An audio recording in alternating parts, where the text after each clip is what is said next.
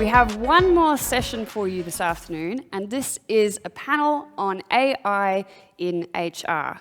And this is a use context where AI has really started to be used a lot, and there's a lot of heated debate around it. Is it increasing diversity or introducing bias?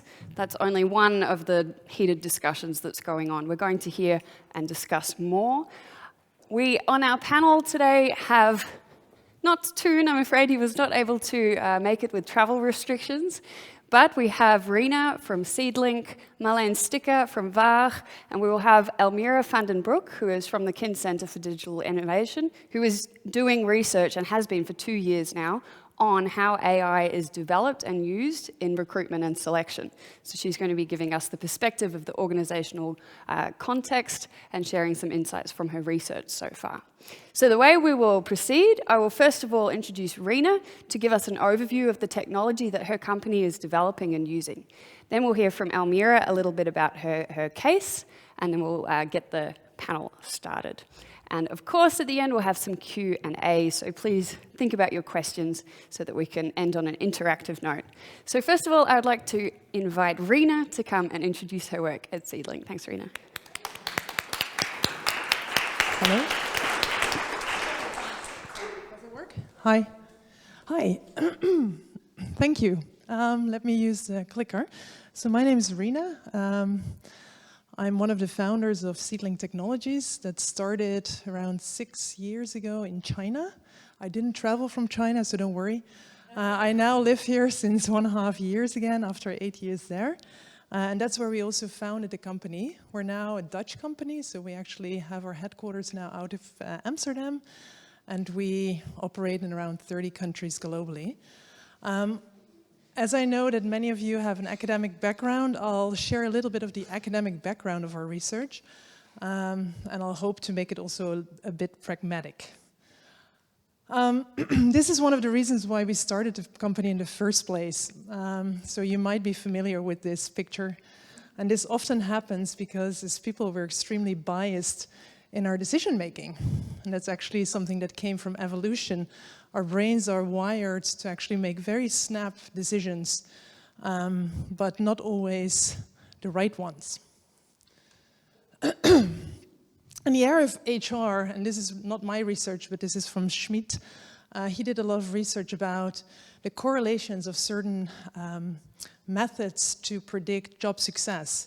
And what you see on the right-hand side are actually the R to predict job success, and you see that methods that we've been using since the 15th century, like resumes, have actually correlation of 0.18, which is statistically extremely low, right? Actually irrelevant. So if still companies are using this, or like Amazon did, building algorithms based on keywords in resumes, and you then train it on 95% of your male population, you might end up with biased results.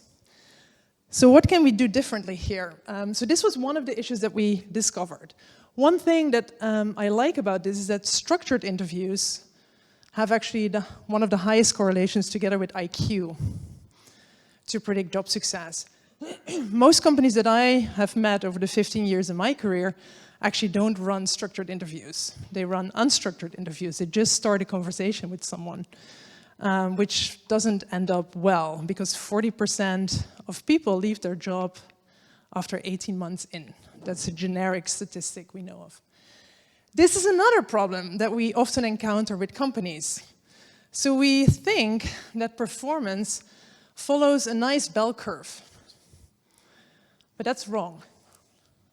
So basically, performance in companies, follows a power law distribution, meaning that only 20% of employees actually deliver 60%, around 60% of performance, so actual top-line revenues in an organization. 5% of people don't deliver any value, and then you have a group of what we call normal employees. So this was another issue that we came across, and this is our own research. So we followed one of our partners over 3 years, looking at how employees in the company contributed to the top-line revenues. And you see also that this one follows a power law distribution. Why is this an issue? Because if we ask in organizations, tell us how people score, like how do they perform on certain traits, and you ask this to 5 people in an organization to give a score from 0 to 5 on a specific trait, it's extremely hard for people to do that. And what we see actually, again from research, is that people have really different opinions when they have to score from 0 to 5 on their employees.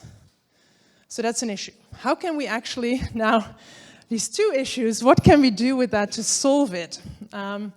So what we did is 2 things.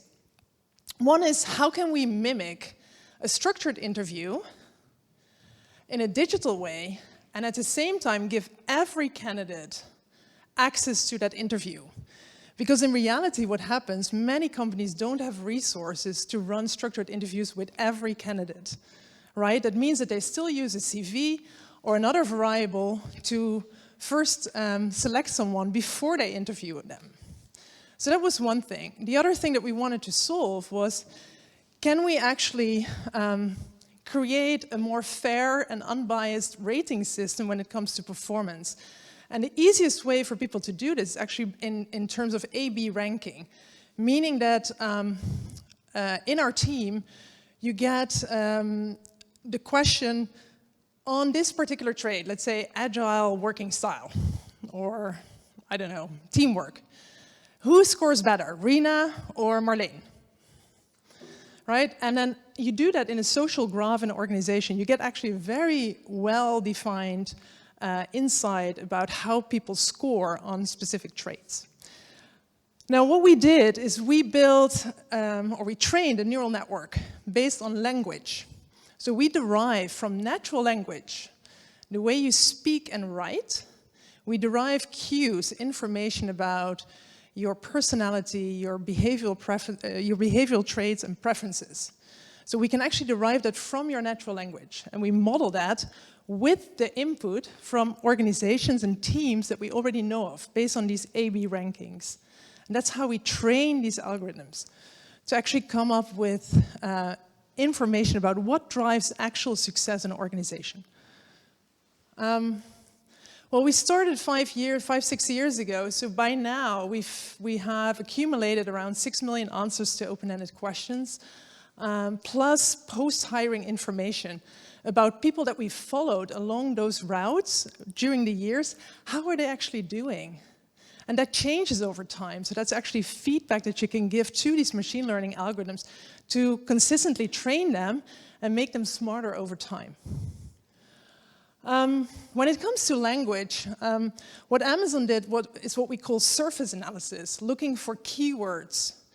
That's for us actually the easy work. The much harder work is actually the deeper insights that we can derive from your language. Like, how do you structure your sentences? What kind of words do you use in combination of other words? What you're saying, is it actually what you mean that you're saying, or is there another interpretation? So there's deeper layers of understanding in your natural language that we discover. What does this do with the first sheet that I showed you, right? So this is research that we continuously do because we want to prove that we're actually bias-free. And so what you see here is, on the left-hand side, the input to train these algorithms. So you see that there is an imbalanced data set. There were 70% females and 30% men that actually answered the questions and as an input when we studied their employees, okay? And then we actually looked at the outcomes of the algorithms based on the candidate pool. And the key thing here is that actually the distribution, meaning the percentile score from 0 to 100, with 100 meaning you being a perfect match to that particular competency framework, is actually quite similar between men and females. Again, we will get to GDPR, but if you can't ask gender, you can't do this kind of analysis. So we had to do it even based on voice, and then translate that to interpretation of male-female. Yeah, but we do this because we find it extremely important. This is something that organizations are extremely interested in, companies. So we also consistently test if people that are being hired through our methodology are also contributing more and are ramping up faster, so contributing faster, which you'll see here. Yeah, and then I have to speak fast, I'm like, last. The reason why we started this company, and I started with that picture, is that I truly believe that we overlook great talent. If we continue to use methods and our own brains only. So I find it very unethical not to leverage technology to help us make better decisions. And this is a human story about a girl named Laurel Sun and her story at L'Oreal. L'Oreal couldn't be here today, but I showed a story to you about why we do this. China produces 7 million job-hungry graduates every year. How excited would you be to work somewhere like L'Oreal? It's beyond words. There's no shortage of enthusiasm, of course, but with such large numbers, how does a company go about choosing the best? Well, the French cosmetics company L'Oreal has been doing what pretty much everyone else is doing, limiting their search to China's top-tier universities. We want to assess you for the culture, for the style, for the fit of L'Oreal. It's a problem that recruiters everywhere will be familiar with. There's simply no time to read every CV. And so, despite knowing they could be excluding a lot of potential talent, if the candidate didn't go to a top school, their CV is automatically rejected. At least until now, that is, because this year L'Oreal in China has decided to do away with this mountain of paperwork and replace it with something that every student has, regardless of educational background: the mobile phone. All they need to do is get online and use their mobile phones to answer 3 simple questions. If you're given an assignment but the instructions are unclear, this one reads, how would you go about completing it to a high standard? Their answers are fed into the computer system of this Shanghai-based startup company by analysing the language used. So 1,000. The vocabulary and sentence structure, the software designers claim to be able to make accurate predictions about key personality traits. If you look at computers, they have no emotions, they have no moods. So you can program it to act like an ideal human that would judge these answers without any sort of color, any sort of bias. And that's what we've done here. Laurel Sun is one of those who almost certainly wouldn't have made it to the interview stage before, but her high computer score means now she's in with a chance. And so to decision time. This year, of the 70 new recruits, more than a third come from universities that wouldn't previously have been considered. Do you think it was a good fit? What we're really looking for in students is raw talent. You want people that are a better fit to your company culture, a better fit to the competencies that you look for. And they're not necessarily going to have those competencies just because they went to this university or worked at this company before. As for Laurel, How did you do, Laurel? Hi. You've got it? well, she made it through the interview. One life changed by a computing revolution in recruitment. John Sudworth, BBC News, Shanghai.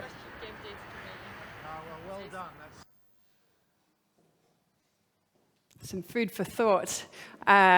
This is quite close to home for me because my first job that I applied for out of university, I did a media and communications degree initially, was for L'Oreal. And I got through the first interview, and then I did a psychometric assessment online, and I didn't get through. So that's the career that wasn't. I could be at L'Oreal right now. Elmira, I'd like you to please come and introduce a little bit about your research, and then we'll start the discussion. Thanks. Yes, thanks.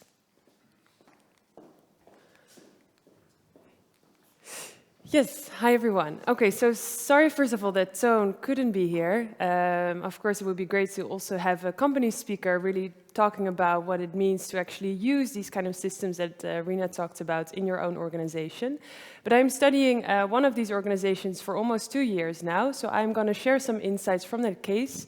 And also, hopefully, we'll have a fruitful discussion afterwards with the other panelists to dig deeper into, indeed, how you develop these systems and also the challenges that start arising when you actually implement them in practice.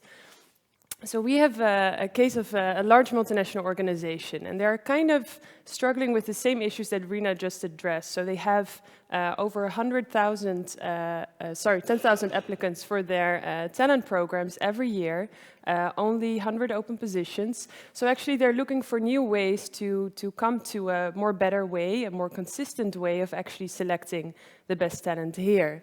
So this specific organization started implementing an AI solution 2018 and deemed this was so successful that they actually started using this as well for their business as usual recruitment. So also their sales functions, IT functions, even the research and development functions there where people often have PhDs. So they actually say that by using different ways of selecting and filtering people, we are able to access better talent and also to more objectively gain insights into these people. So what this organization does, it's a bit different than Rina described. So in this specific case, they are working with also an external vendor, and they're mainly making use of gamification. So this, in the same sense, they are also trying to gain insight in specific traits and skills of candidates, such as regarding emotional intelligence, cognitive intelligence, and social intelligence. So on the right side, you see, for example, measuring numerical skills, but also measuring risk-taking behavior. So this is a typical balloon inflation test, which becomes larger and you receive more points, but the moment it breaks down, you lose everything. So it kind of gets a sense of how risk-taking these individuals are. They're also experimenting with automated video analysis, what you see here on the left, which of course has been quite debated recently also in the news, measuring certain facial expressions to gain insights into specific personality characteristics, such as here positivity and expressiveness, but also, for example, your empathy or your confidence levels. And eventually, the idea is that you would have a specific algorithmic recommendation per candidate, what you see here on the right corner, and this would help HR professionals, HR managers to make more objective and data-driven decisions. And specifically for this organization, they have to be extremely consistent with this large number of applicants they get. So this allows them to compare these candidates in a very consistent manner in this case. So what I think is interesting here is that they still also use an augmented approach, so there's still a human in the loop, as we call it. So actually the games and the video interview are applied in the first stages of the selection process, handling the largest volume of applicants there. And candidates that reach through the next stages actually meet a human for the first time, in which they are invited into the organization, and they still play games and actually have a face-to-face interview still. And with this change, actually, starting from 2018, the company hoped mainly three things to do. The first one, they had this big issue around actually losing talent because the recruitment process just took too long. So these people almost had to wait a year before going through all these different steps, by which they lost a lot of potential talent and applicants. So they wanted to create something engaging, something that would help with efficient processing of people. And the second part was also that they wanted a way to actually predict what kind of people would be successful in their organization. So how they started is they actually trained the model on their own internal employees by asking top performers of the organization and also people performing less in the organization to take these gamified assessments. And in the end, they could extract the specific traits and skills that distinguish these groups. So finally, by being able to do so and offering these more objective insights into what these traits and skills would be that would predict future potential, they would empower their own HR professionals to make better decisions. And I think we'll definitely discuss this, I think, during the panel, but it resulted in some very interesting shifts for the organization, among others, what role HR professionals now took upon them, but also the experience for candidates became different. On the one hand, faster processing, but also a less personalized part at the start while you're actually communicating with a webcam instead of an actual human assessor. So looking forward to discuss this case later in more detail. Thanks. Thanks, Almira. So I will invite the panel up. You can give them all a round of applause if you would like. Thanks. Just, I have to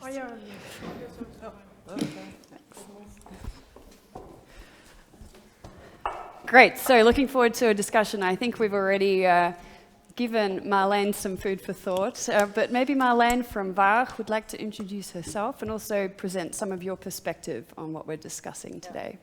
Yes, my name is Marleen Stikker. I'm founder of Waag, which is a public research institute on the field of art, science, technology, and society. And we are involved in big data and a lot of strategies around digital identity, privacy, and so forth. And I'm asked to represent all consumers in the National AI Coalition. Me, one person, in a coalition of employees, companies, and scientists. So there are some complications there I experience by the lack of society being part of strategy groups, and that's what the panel. The roundtable that we did, I posed the question, what if we would have all the money that we want to spend in the Netherlands, 1 billion euros in the coming years, if we don't give it to the companies, but if we give it to the workers?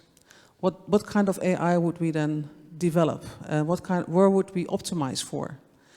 So maybe short to reflect on the presentations. There is a shiver that when I hear that we are objectifying, that this is an objective way to define the quality of a person. And I also think it's a difficult claim that you make, saying that it's not ethical not using it because people are biased. And this kind of technologies will help to enable people to bypass the human bias, because the technology will help them to be objectified or to find a loophole for that. Because there is no such thing as a neutral technology. There is no such thing as objective data. So I think first let's just acknowledge it, because otherwise we are going to make the very strange claims. So every data set, every interpretation, especially the one which defines optimism in how I look. Most people always say that I look very grim, like please laugh a little bit more. But actually I'm a very optimistic person, otherwise I would not even be in this whole field.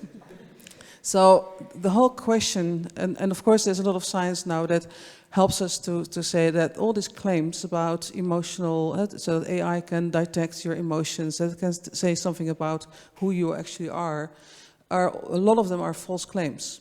And so at the moment I feel there is not enough, and even so there's a lot of mystification around what we can say about the person by gathering so much data about people.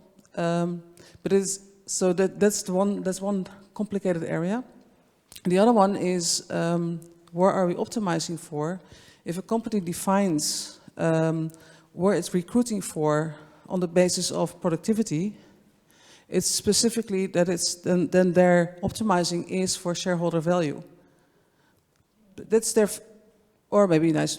So they define their culture, they define what they want to be, and then they optimize for their own, for that what they think is necessary.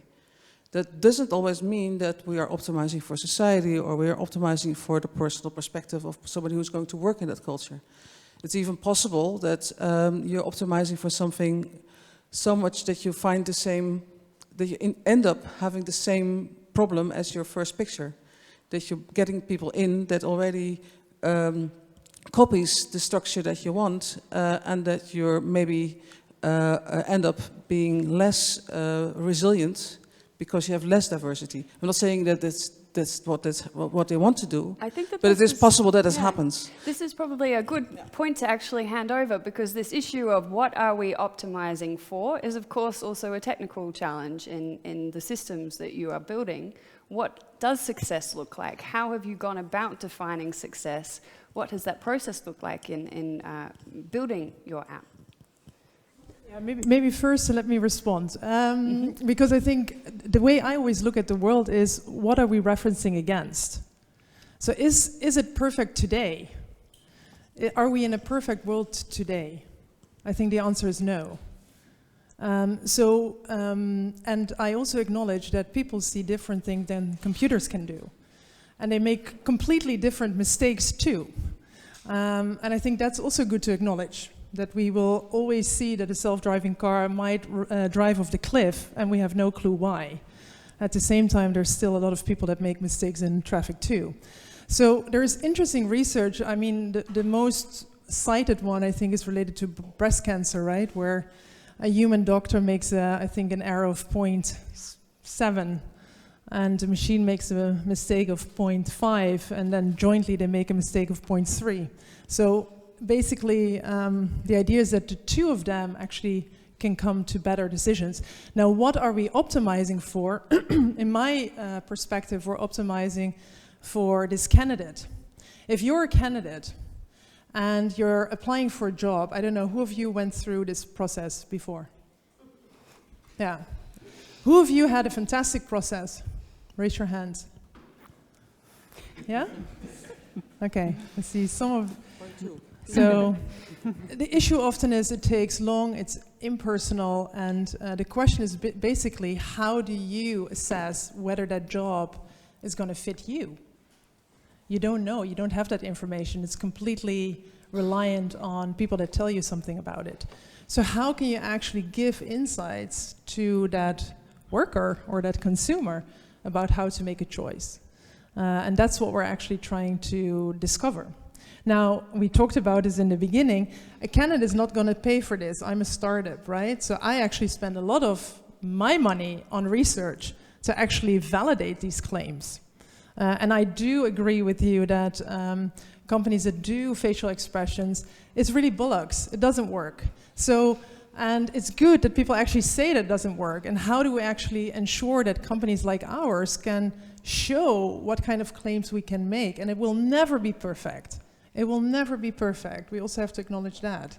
But can it help at least to improve some of that in the experience to the candidate and to the company?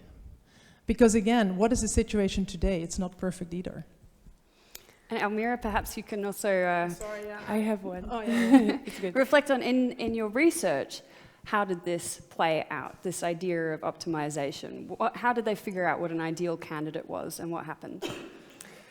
Yeah, so I think what is interesting is that we kind of assume HR managers to know, right, what kind of candidate they're looking for. This organization was actually kind of not really sure what the best talent was that they were trying to find, and actually placed quite some trust in the data to reveal what then these skills and traits were from the people that would differentiate from the lower performing people in the company. However, after a while, so this company has been using it for 2 years, this raises whole new issues. For example, if you know something worked, they are still using the same model. What will that mean for the future if you keep hiring people on these exact same traits and skills, right? So even if something worked for defining your top performers who have reached those positions after a period of like 10 years in the company, for example, are these exact same skills and traits still relevant for the people you hire today and perhaps will become the future leaders in 10 years again? So, of course, I think what was very interesting for this organization is that they actually had new knowledge in a way about then how can we then identify these skills and traits, also revealed new insights. So, for example, they became aware that actually the people they hired were always very extroverted, so they really selected people on extroversion. But when actually looking at the data, they saw, well, our top leaders are not that extroverted. They are actually a bit more introverted on average. So also challenging some of their own assumptions that they had, helping them in a way to become less inclined towards their own judgment. But on the other hand, facing new challenges then again, as in how often do you update then these models? How can you predict what becomes important in the future when you only build these models on data on the past? So I'm really also very curious how you design these models or which data you use. So you said we're letting, of course, we have a large database, we let new applicants write these answers on questions, but how actually do you define what the right answers are for these candidates? Yeah, there is no right. That's the thing. So I think asking HR managers to tell us what they should be looking for, and I'm sorry if you're an HR manager, but that's not the way. So, because they don't know. So the only way to do it is actually bottoms up. If you work in a team, and we all do work in a team, and again, there's no right or wrong. It's not like this is better than that. It is about how do we perceive one another after working with one another for a year. Then probably I would have known that you're not grim, but you're actually cheerful, right? And so I would have given you, I would have observed you and perceived you differently because I know you. And that input is actually part of this labeling process to at least train part of these models on what we should be, you know, what teamwork means in the context of teamwork. What does extroversion mean or grim mean in that context? So that's, I think that is a very important element. And then with learning, and again, I have only my own brain. And it's colored. It's colored because I grew up in a certain way, had parents, I lived here, lived abroad, so I have only my own context. The question is really, can we leverage multiple brains to learn from that? So if, for example, a bank wants to go through digital transformation, they have no clue how to do that. But there might be nice examples of other companies or startups that have done that. Can you at least learn from how they did that? That is what this can do. And it's still an informed decision. It's not the machine making the decision. So this is a recommendation system. It doesn't make have you seen how HR managers are using those recommendations then? Are they still involved in the decision process? Yes, and they also give feedback. So, and sometimes they fight. With each other or with you? No, with, let's say, oh no, I don't recognize. Yeah, they fight with each other too, but and with me. No. No, but of course, sometimes you look at something and think, hey, I have a different observation. But we also discovered biases, like you said, in how they observed talent. And we could actually tell them that. So it also goes both ways. And again, like I said, it will never be perfect. Also, neural networks that are trained to the best ability that we take will still make mistakes. There are still outliers out there. So do you think computers are better then at identifying talent, defining talent, even with human input, than people? This is a socially constructed concept, talent. What that actually is not defined. Yeah, so talent, that can mean anything. And something that's perhaps missing from the conversation is what is the work that we actually want these candidates to do? And work is changing all the time. And there's also a need to craft your own work, especially in a very fast-changing environment where technology is constantly evolving the roles. So how do we make sure that talent defined by systems is actually what we need? Yeah, and also maybe to add to that, because we talk about human capital as a workforce and low achievement or low performance and high performance, and which is all quantitative way to define a person. Which to me always refers to shareholder value. This is the given, so that we don't want to spend too much time on HR because it costs money. So it's very time consuming. So we want to reduce the time that we spend on it. We want to have people that perform highly, so that we don't have a loss on the time that we spend on the person, so that they can immediately become very well. So that's all based on the financialization of labor and collaboration and work. To me, that is already quite problematic. I mean, it doesn't mean that there's no good reason for it, but it's already defining the corner in which this happens. And I think it's very complicated, and I understand what you just said about that. It's very complicated to define it as this is we do this for the talent. Because so then you say, well, I understand that maybe that is why you start your idea from, that a lot of people can't, women don't have enough, are not selected because there is bias towards women or towards people with different cultural backgrounds. So let's objectify it, and then the machine will be less biased than the human. I understand that whole context, but I'm not sure, are we really optimizing for people here or society, or are we really working in this field of capital and productivity, which is a very strange way to define quality. Yeah, it's interesting. I would also like to invite you to maybe what is the alternative. And to me, there's two answers to this, because one is, yes, I think if you look at companies, yes, there has to be economic output, because we are in this economic system, and that we can change it, but that's not at the discussion here today. Well, it is actually. But this is what I mean. Yeah, okay. If you don't want, if you have to address like the assumptions. Because otherwise, if you don't question the reason why we optimize for certain shareholder values instead of high quality work environments. Because, give you an example, you asked me for examples. An example out of another context. I've been in these environments where educators and school directors are together with big data and AI specialists, and they're all discussing AI and learning analytics to understand, to optimize the learning experience. And why they do this is because they don't know anymore where these students or these minors are in their learning curve. So then the question is, do we need new technologies in AI and big data? Or maybe the scale of the educational institution is too big. Because people have not a real consistent relationship anymore. We don't talk about learning communities anymore. We're talking about huge factories of learning.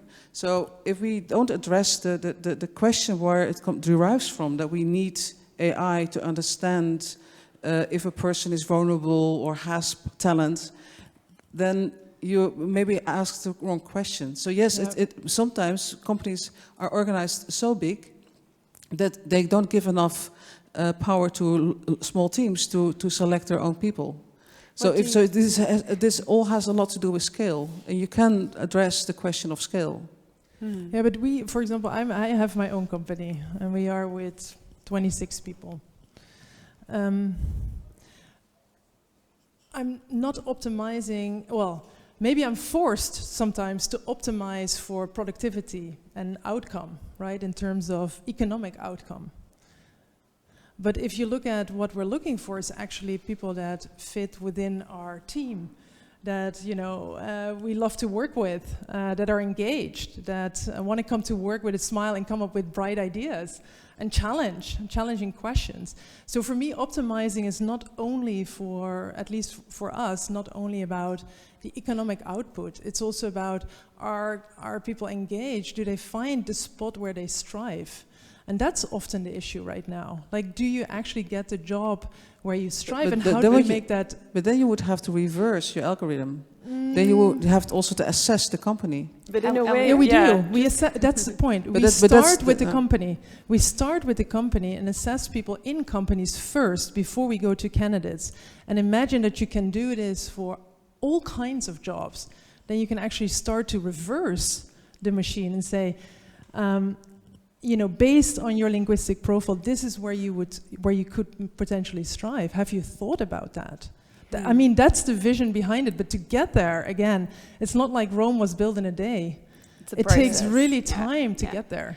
I want to just bring Almira in, and then we're actually going to open up to some questions. So no, I'm just about the recent point about optimization. So in a way, of course, what you mentioned about the drive, we're looking for energy. These sound all like very soft skills we're actually looking for, and nothing quantitative about that. But what you see is that actually some of these clients also want to optimize for that, right? So they say we want only leaders, people that are extremely driven and extremely energetic, and they should score above a threshold of 80% on those.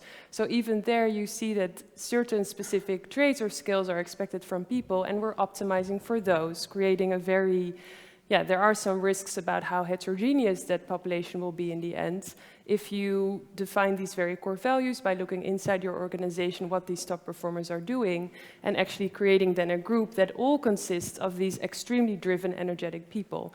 So I think this question about optimization is very interesting and can be seen from very different perspectives, but even still on these level of skills and traits that we're talking about. So it's something to be careful about, I would say. And this is also sort of the assumption that people are made up of skills and traits and that those are inherent and don't necessarily evolve, although I'm not sure how you would feel about that, Rina. But I would like to open up now. We have a little bit of time for questions.